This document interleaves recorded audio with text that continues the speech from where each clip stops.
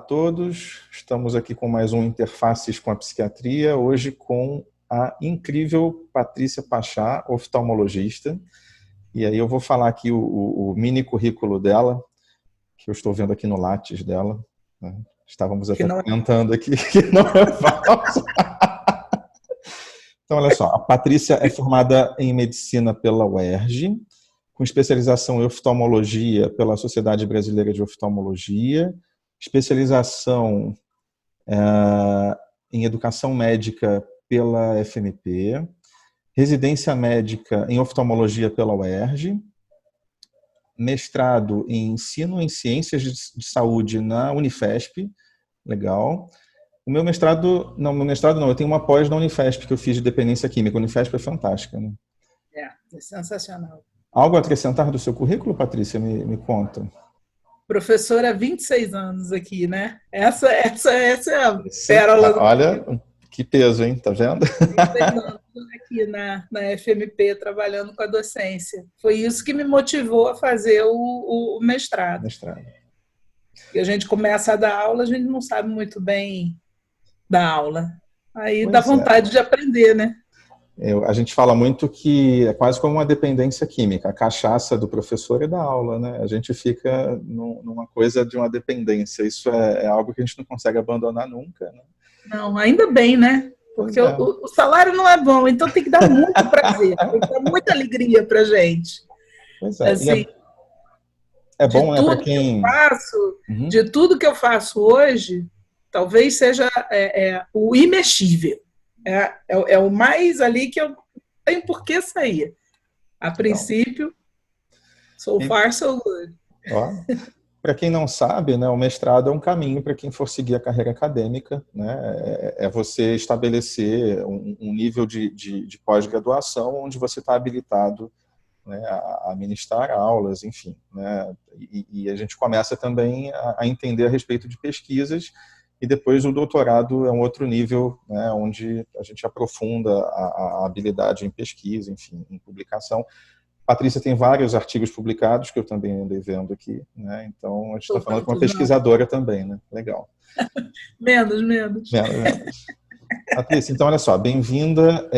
A ideia desses vídeos, né, do Interfaces com Psiquiatria, é achar nas especialidades médicas conversas que a gente possa ter com outros especialistas que ajudem a elucidar problemas ou então dúvidas que envolvam diagnósticos, enfim, que sejam fronteiriços, ou então a questão que a gente vai discutir aqui, farmacológica, que envolva outras especialidades e que ajudam estudantes de medicina ou estudantes de psiquiatria a transcender assim, algumas dúvidas e poder praticar com um pouco mais de solidez, assim, né, a questão do diagnóstico e da prática prescritiva, por exemplo, tá bom? Então, o que eu vou trazer para você é a seguinte dúvida. Deixa eu compartilhar aqui uma tela contigo.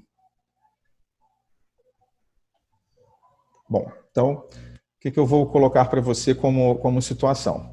Nós temos em psiquiatria uma série de psicofármacos, né, medicamentos que atuam no cérebro, e que muitas dessas categorias ou muitos desses fármacos, eles acabam vindo com uma contraindicação ou com um uso com cautela no glaucoma, né? Então, por exemplo, tricíclicos como a amitriptilina e a nortriptilina, algumas categorias de antidepressivos outras, como a trazodona, mirtazapina, paroxetina, fluoxetina, venlafaxina, fluvoxamina, citalopram, o topiramato, que a gente usa em psiquiatria com uma ação tanto anticonvulsivante como uma ação moderadora de impulsos, moderadora de comportamentos compulsivos, utilizado também na enxaqueca, na prevenção da enxaqueca.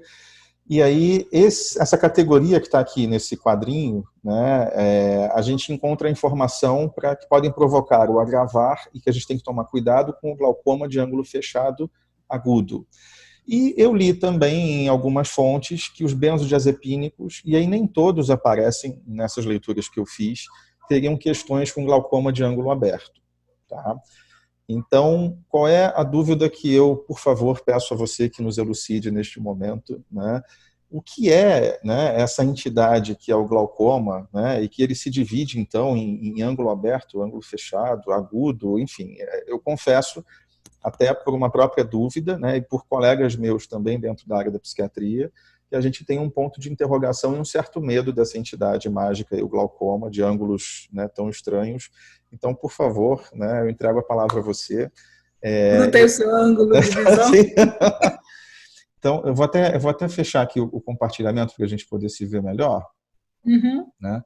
Então, qual é a grande questão? Né? O que são esses glaucomas? O que acontece se o psiquiatra, sem saber, prescreve um medicamento desse para o indivíduo que já tem, né, um problema de glaucoma? Um paciente que está medicado, ele ainda assim passa a ter problema com os nossos medicamentos, né? E o que um médico generalista ou um psiquiatra pode ouvir, de repente, de queixa de um paciente que não saiba que tem esse diagnóstico, e que a gente poderia pensar para poder encaminhar, então, né, para um oftalmologista? Eu deixo a palavra contigo e eu vou perguntando aqui dúvidas que eu tenho.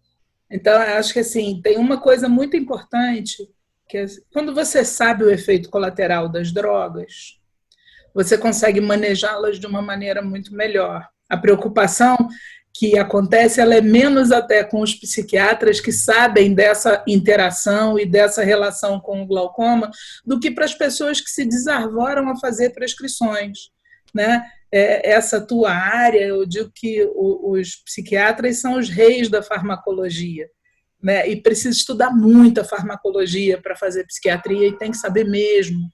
E o que acontece é que muita gente hoje em dia tem se desarvorado a fazer prescrições dessas medicações sem saber ao certo as interações, as relações com outras doenças, porque virou moda, né? Vamos prescrever aqui um antidepressivo. Ah, não, quer emagrecer?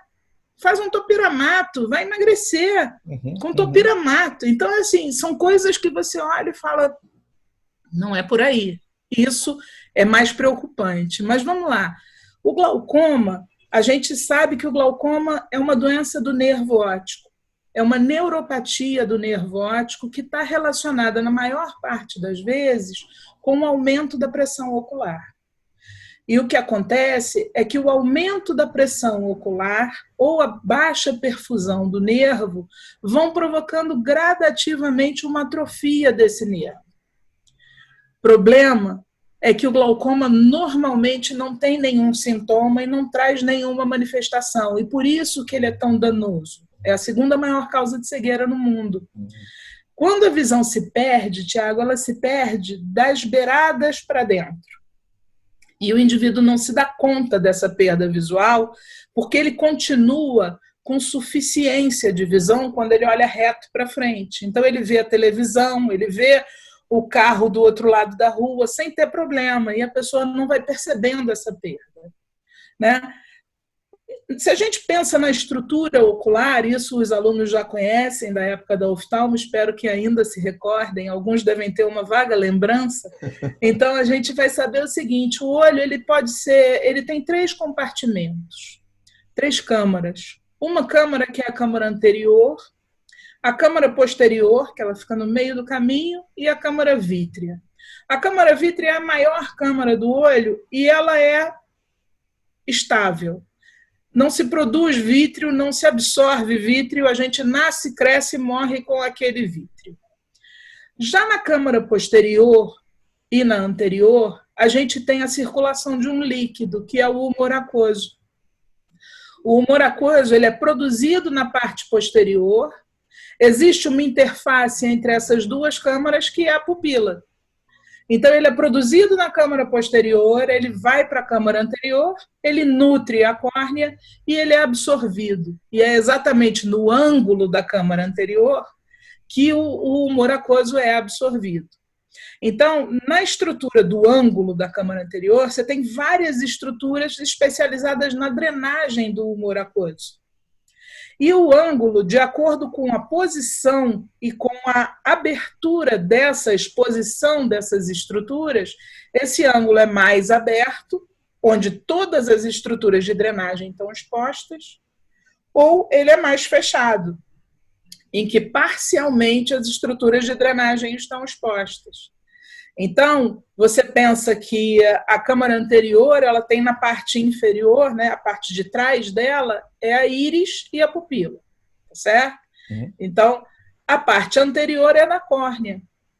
E esse ângulo entre a íris e a córnea é que é o ângulo de drenagem da câmara anterior. Se eu tenho uma condição em que esse ângulo é mais estreito, as estruturas de drenagem ficam menos expostas e a chance da pressão aumentar existe. Esse é o glaucoma de ângulo fechado, porque anatomicamente as estruturas estão bloqueadas. Agora, se você tem todo o ângulo e todas as estruturas expostas, e ainda assim existe uma drenagem inadequada, e normalmente isso acontece porque tem uma resistência no fluxo de drenagem dentro dos ductos, apesar dessa exposição, a gente não consegue ter uma drenagem correta do aquoso, e aí a pressão aumenta, apesar do ângulo ser aberto. E aí a gente vai ter um ângulo aberto. O glaucoma de ângulo aberto tem a ver com resistência de drenagem. Então, o movimento da íris não interfere normalmente na exposição das estruturas de drenagem. Já o glaucoma de ângulo fechado, ele tem a córnea muito próxima da íris. E na hora, a pessoa que tem um ângulo fechado tem a córnea próxima da íris. E na hora que a pupila dilata, ela vai ocupar o espaço do ângulo que só tem aquele restante de estruturas de drenagem. Então, pode acontecer, na hora da midríase, que o indivíduo tenha uma obstrução completa da drenagem do humor aquoso, provocando uma crise aguda de glaucoma, que é o problema com os antidepressivos. A maioria, quer dizer, dos efeitos ali são os antimuscarínicos, não é isso? Então, o que você vai ter é que a miose, que tiraria a íris lá do ângulo, ela não vai existir e vai existir o efeito antagônico a ela, vai ter uma midríase. Na hora que tem a midríase, a íris se enruga e ocupa o ângulo da câmara anterior, bloqueando esse ângulo. Então, todos os antidepressivos devem ser usados com cautela ou não podem ser usados nos pacientes que têm glaucoma de ângulo fechado, por perigo de provocarem uma crise aguda de glaucoma. É importante, antes de começar o tratamento, fazer uma avaliação do paciente para definir se aquele ângulo é fechado. E se for fechado, só o tratamento do glaucoma não é suficiente. Se ele tiver um ângulo fechado, a gente tem que fazer um tratamento com laser para abrir um espaço alternativo, como se fosse um ladrão na íris, para evitar que haja o bloqueio. E assim você pode usar o antidepressivo sem problema. Isso acontece, às vezes, quando faz midríase para fazer um diagnóstico de fundo de olho. Eu já vi, quando eu estava na residência, um indivíduo que teve glaucoma agudo bilateral porque tinha ido ao cardiologista, na cardiologia, e eles tinham pingado colírio e, fez um quadro agudo de glaucoma por causa da midríase provocada. Então, Patrícia, como é que você faz esse diagnóstico, então? Você oftalmologista? A gente faz o diagnóstico, é super simples, a gente faz na lâmpada de fenda. A gente examina no exame clínico normal. A gente tem uma fórmula de usar com lanterninha para o clínico tentar ver. Funciona, mas é mais ou menos. Vale a pena a gente fazer um exame em que a gente faz uma fenda e a gente calcula. Exatamente, a gente consegue ver a profundidade dessa câmara anterior e a gente, usando uma lente, consegue ter acesso ao ângulo da câmara anterior e saber se ela está exposta ou se ela não está exposta. Se o ângulo está aberto ou está fechado. Tem uma relação com idade? Mais idade, mais chance de ter ou não? Isso, não. Em qualquer momento da vida... O glaucoma de ângulo fechado, ele é menos frequente do que o glaucoma de ângulo aberto. Muito menos frequente na população. E as crises agudas de glaucoma tendem a acontecer mais tardiamente. Estão associadas normalmente com mulheres mais idosas. O problema é que a crise que está associada com o antidepressivo, ela está relacionada com o uso da medicação. Então, não é uma crise aguda que está associada com o glaucoma de ângulo fechado. Ela está acontecendo porque está sendo motivado uma midríase que provoca essa crise. Então, o ideal mesmo é que o paciente seja avaliado e que tenha uma autorização, uma avaliação do oftalmologista para poder fazer a medicação. Normalmente, se esse paciente já chega tratado no seu consultório, eu já uso medicações e tal, a gente vai prestar atenção especificamente, e aí tanto o psiquiatra na hora de começar a medicação, quanto o oftalmologista na hora de prescrever a medicação do glaucoma, tem que prestar atenção para a interação dos inibidores da MAO com os alfa-agonistas que a gente usa. Os alfa-agonistas a gente usa para diminuir a pressão ocular, podem ser usados, e não provocam uma midríase regularmente. Mas o uso dos inibidores da MAO pode potencializar o agonista alfa e provocar uma midríase e aí provocar uma crise. Então, a gente tem que ficar atento. Tanto o oftalmologista, na hora de prescrever o alfa para quem usa, tem que saber que não pode, não é uma interação que a gente faça, e o psiquiatra, se o cara está usando um alfa-agonista ocular, ele vai ter que substituir esse alfa para usar o inibidor da MAO. Patrícia, interessante, eu não sei se você já ouviu falar no chá do ayahuasca, né? Provavelmente do Santo Daime. Do Daime. O efeito do ayahuasca envolve uma ação no animal, no inibidor da monoaminoxidase, né? Então, está aí uma outra contraindicação, os usuários de ayahuasca também, a questão do glaucoma e os medicamentos. Então interessante. Os alfa, né? Mas os alfa em geral, se for alfa para tratar a hipertensão, também vai dar também a mesma aplicação. E aí a gente precisa ficar atento para essa crise aguda. O normal é que o cara tenha glaucoma de ângulo aberto e use medicação, e esse cara medicado não tem nenhum inconveniente. Os pacientes de glaucoma de ângulo aberto não têm nenhum inconveniente em usar os antidepressivos sem problema nenhum. E aquela controvérsia, então, dos benzodiazepínicos ali, não haveria uma contraindicação do uso de benzo nos glaucomas? Assim, Vou falar para você o seguinte, eu não contraindico benzodiazepínico para quem tem glaucoma e não pediria para substituir a medicação. Legal. De maneira nenhuma. Eu acho que não tem problema nenhum. Acho que a gente tem que prestar atenção no topiramato, que você falou que vocês também usam. O topiramato é uma droga traiçoeira para a gente. O topiramato ele provoca glaucoma de ângulo fechado, é raro, não é comum, mas pode acontecer, mas o mecanismo não é esse que a gente conversou. Então, ele pode provocar um fechamento do ângulo, mesmo em quem tem ângulo aberto. Olha só. Pois é. E o topiramato normalmente provoca isso depois de 3 a 4 semanas de uso. Então, você começa a usar, o cara não sente nada. E aí, subitamente, ele apresenta uma crise aguda de glaucoma bilateral. Isso é assim, Thiago. O cara tem uma dor excrucitante, olho vermelho, baixa visual, fotofobia, muita dor. Vômito, cefaleia associado, você tem que tratar imediatamente, senão você vai fazer esse nervo morrer com muita rapidez. E, no caso do topiramato, ele provoca um edema do corpo ciliar que está por trás do cristalino, né? O corpo ciliar é onde, nos processos ciliares, o humor aquoso é produzido.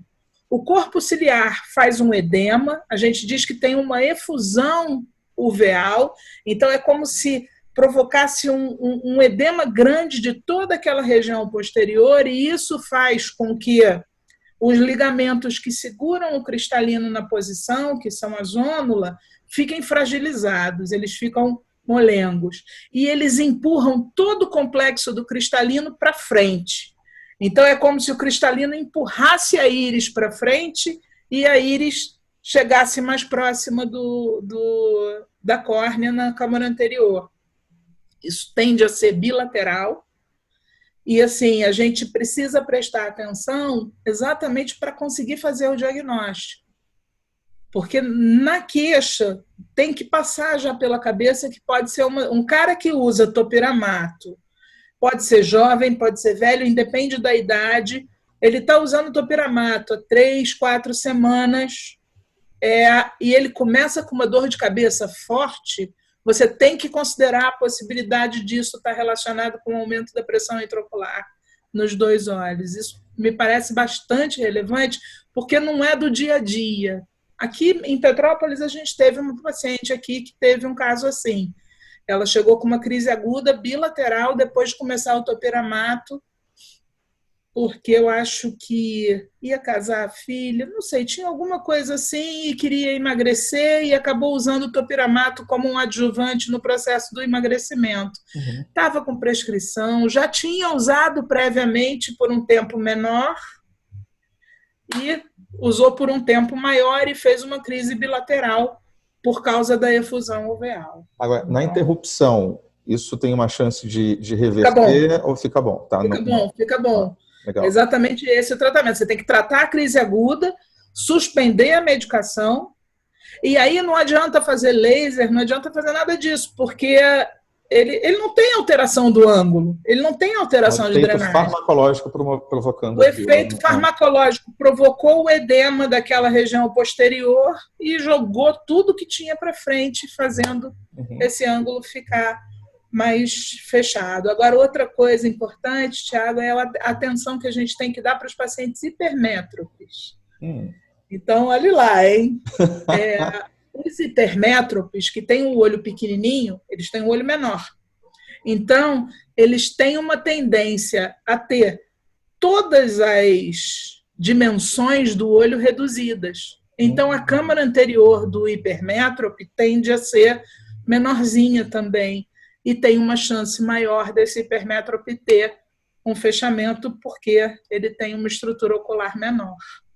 Isso eu nunca tinha ouvido. Que legal. Que legal. Isso é bonito. Você está no consultório, pega e olha o paciente, aquele olhão grande com aquele óculos olhudo, né? O míope fica com o olho pequenininho de óculos, o hipermétrope fica olhudo. Aí você olha e fala assim, mas o senhor é hipermétrope, né? Então a gente vai usar a medicação com mais cautela e tal. Tipo, não. Patrícia, assim, em psicofarmacologia, a gente tem muito uma questão de dose para causar determinados efeitos. A gente precisa chegar a doses muito altas, né? O risco, será que tem uma relação também com altas dosagens ou pequenas dosagens também podem provocar? Normalmente, esses efeitos antimuscarínicos que vão provocar a midríase, eles acontecem logo no início do uso da medicação. Você não precisa ter dose, você não precisa ter limiar, você não precisa ter acumulação, nada disso, que é um efeito pontual. E como é uma musculatura muito miúda, é uma musculatura que responde muito rapidamente. Né? Então, você vê os teus pacientes que fazem tratamento, eles normalmente vão ter pupilas um pouquinho maiores do que os outros. A tendência deles é já ter a pupila um pouquinho mais ampliada. Isso aí, se você considerar que por volta dos 20 e poucos anos é a época em que a gente tem a maior midríase, porque a gente nasce com uma pupila pequenininha, porque o sistema nervoso simpático ainda não está desenvolvido, então a gente nasce com ela miúda. Com o desenvolvimento do simpático, lá para os 6 meses de idade, essa pupila vai ganhando tônus, e aí vai abrindo e vai começando a reagir bem à luz. Por volta dos 20 anos de idade, é quando ela atinge o maior tamanho. Então, você olha para os nossos alunos do 7º, 8º período, todos eles têm a pupila independente de uso de medicação ou de uso de drogas externas, lícitas ou ilícitas. Você vai ter pupilas maiores nessa faixa etária. Com o uso das medicações, elas tendem a crescer mais. Eu já vi midríases fantásticas. Subagudas. Essas são interessantes também. Se o cara tem a midríase, aí ele está sentindo, ele sente uma dorzinha de cabeça, mas ele sai num ambiente mais claro, ele faz a miose e aquilo vai melhorando. Às vezes entra num cinema, ou pega e fala, não gosto de ir ao cinema. Eu não gosto de ir ao cinema porque me dá muita dor de cabeça ficar lá. Eu acho que é a luz, eles não sabem explicar muito bem o que provoca. mas a sensação é desagradável, eu enjoo quando eu vou ao cinema, eu tenho dor de cabeça quando eu vou ao cinema, e isso pode ser porque no escuro a midríase fica maior e bloqueia o ângulo. Quando a pessoa sai num ambiente mais claro, a pupila já fecha, já deixa o ângulo exposto, a drenagem volta a acontecer. Não chega a constituir uma crise aguda, mas existem episódios subclínicos de aumento da pressão, que podem provocar desconforto. Patrícia, eu já vi com fluoxetina, escitalopram e venlafaxina, midríases, assim, enormes e do paciente entrar em desespero, interromper a medicação, porque aquilo ali, né, assusta. Explode a luz, né? Mas essa midríase, por exemplo, farmacológica, ela tem uma relação com o glaucoma? Não? Ela pode ser só uma resposta... Não, a midríase farmacológica é uma relação, é uma resposta farmacológica e ponto. Ela só vai ter relação com o glaucoma se ela atrapalha de alguma forma a drenagem. Como a grande maioria das pessoas tem o ângulo aberto, essa midríase não provoca uma alteração da drenagem do humor aquoso. Então, eu posso manter a medicação num paciente que faça um pós. O desconforto vai ser porque essa midríase pode provocar uma menor tolerância a ambientes muito iluminados. A pessoa pode descrever para você um desconforto como se tivesse tendo distorções da imagem, vendo imagem borrada, vendo meio que como se tivesse um glare, que a gente chama, né? Como se estivesse brilhando em excesso, porque está entrando luz até pela periferia ali da pupila, né? Então, ela distorce um pouquinho a imagem, isso pode acontecer, diminuir um pouco a qualidade visual da pessoa também pode acontecer. Intolerância a dirigir à noite, ter o farol contra, incomoda muito. Então, vamos supor, né? Eu prescrevi meu medicamento, o paciente me liga dizendo que o olho dele está vermelho, com muita dor, ele está com uma cefaleia importante. Eu peço que ele interrompa imediatamente o medicamento e procure uma emergência oftalmológica. Nessa velocidade, assim. O tratamento é agudo. O tratamento do glaucoma agudo é agudo. Provavelmente ele não vai te telefonar. Ele não vai relacionar, ele vai talvez, ter tanta dor que ele vai procurar um atendimento de emergência. E provavelmente ele não vai relacionar com a medicação que ele está usando. Esse é um problema. Muitos municípios não têm emergência oftalmológica, né? Não, e é por isso que é importante o clínico ter noção do diagnóstico. Porque é um diagnóstico clínico, é um diagnóstico que é desprovido necessariamente de arsenal de exame. Quer dizer, você está numa emergência com uma lanterna, pela história clínica e pelo tônus, encostou no olho, você já percebe que aquilo é uma crise aguda e o tratamento é clínico. Você começa a tratar. Depois ele vai para o oftalmo. Mas você tem que começar a tratar. Isso é importante. Muitos dos nossos alunos acabam tendo como primeiro emprego as urgências e emergências, né? Então, esse aluno tem que saber como intervir na urgência clínica para fazer um encaminhamento posterior, então, à urgência oftalmológica ou ao oftalmologista. Saber é super importante, Thiago, até porque não é dentro do ideário que a gente tem do clínico, não entra na possibilidade do diagnóstico diferencial. Então, eu já contei uma história para os alunos, é assim, você tem o paciente que chega com uma crise aguda de glaucoma, uma crise independente de medicação. É uma senhora idosa que chega com muita cefaleia, a pessoa que está atendendo, que vai atender na urgência, ela raramente olha o olho como uma forma do exame, o olho vai passar batido, porque assim que a vovozinha chega na emergência, vai ver a pressão, porque ela está vomitando, vai fazer uma medicação antiemético, porque ela está vomitando. Ah, mas é uma vovozinha que está vomitando, então eu vou pegar uma veia e vou botar soro, e vou esperar o Plasil fazer o efeito, ou o Vonal, ou o que seja, e aí vamos esperar. E não faz efeito. E a dor de cabeça é muito grande. Aí o cara pensa, tem que tomografar. Se ele está num hospital que tem uma tomografia, pode encaminhar, vai fazer naquela hora, urgência e tal. Se não, ele está na UPA Cascatinha, ele vai esperar a ambulância para levar para o Alcides, para poder tomografar, e a tomografia vai ser normal. Lógico. E aí, eu uma vez estava no Alcides Carneiro, eu atendi às 4h, no final do meu dia, eu tinha chegado de manhã e estava atendendo no ambulatório desde de manhã. Às 4h eu atendi uma senhora que estava na emergência desde 7h da manhã e estava hidratando. Aí é bom, né? Você bota mais líquido, beleza, isso vai piorando a situação.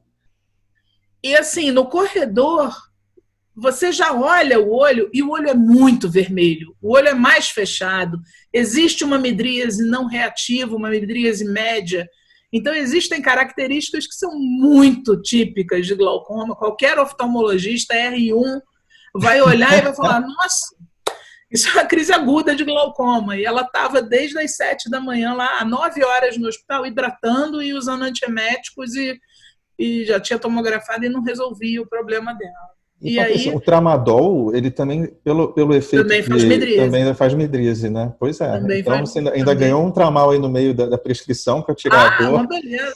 Aí já piora tudo. Já piora tudo. Então, a gente tem que ter muito cuidado.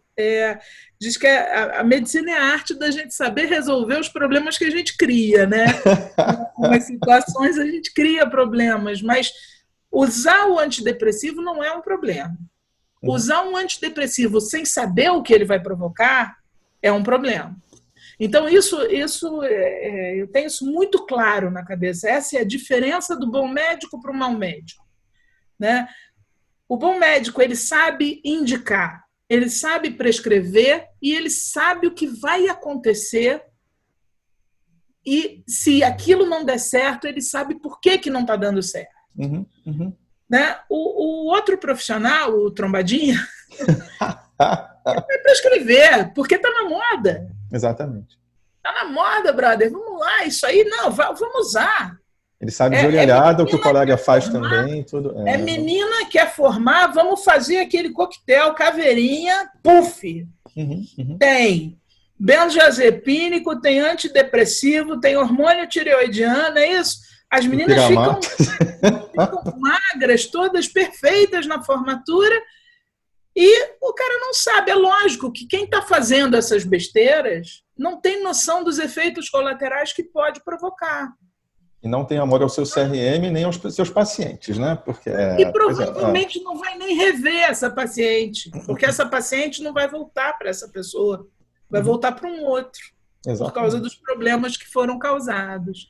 Então, assim, a gente tem que ter muita seriedade na hora que a gente usa uma medicação, qualquer que seja a medicação, né?